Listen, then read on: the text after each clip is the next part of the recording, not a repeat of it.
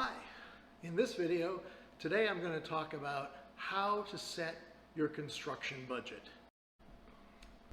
Hi, I'm David Locicero. I'm a San Francisco Bay Area architect, and in this video I'm going to tell you the 4 steps, there's only 4, to establishing your construction budget for any residential addition or remodel or even new construction.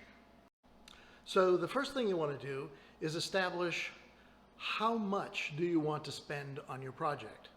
Not how much can you afford, not how much will the bank lend you, but how much do you want to spend. This is a realistic number and it will make you far more comfortable with the process as it goes along and make life easier at the end when money is starting to look really tight.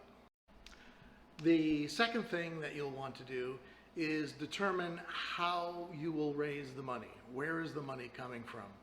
Is it all from savings? Are you selling off assets? Are you borrowing money from relatives? Are you taking a home equity loan? Or are you going full out and getting a construction loan? You need to know where the money is coming from so you can determine really how much you can afford to spend.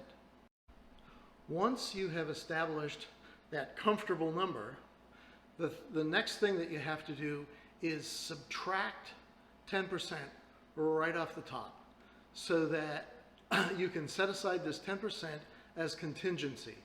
Construction is not a science nor an art, especially if you're remodeling. You're going to run into things that you had not anticipated, that your architect or your contractor had not anticipated. There will be costs you did not foresee, and so for that reason you establish a contingency fund, and that fund is usually between 5 and 15% depending on whether it's new construction or remodeling and how old the house is and that kind of thing. So that contingency fund will make it easier when you run into unanticipated costs. And unanticipated costs happen on almost every project. And I have a project right now where we ran into a problem where there was, in fact there is, a gas line running right under where the house is going that did not show up on any of the surveys or utility surveys that we had done. And now we're looking at having to pay the gas company upwards of $6,000 to relocate this line, and that was definitely not in the budget. Having the contingency fund prepared allows our client to move forward, not happily, but still within the overall budget. The next thing that you need to do is take what's left after you've removed the contingency fund, take that amount, and remove 15 to 25%. Just subtract it right off the top.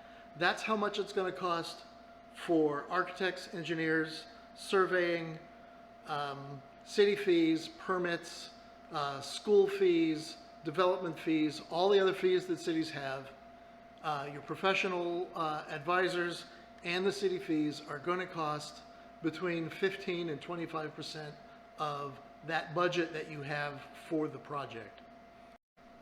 The remaining number is what you actually have for construction. So it's going to range between 20 to 40% less than the amount you have for the whole project is what you actually have for construction.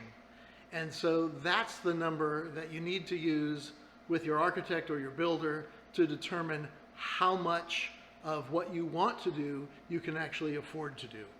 And it's important to go through this exercise before you start construction, before you hire an architect or a builder, so that you know exactly how much you can actually afford to build. It's not fun.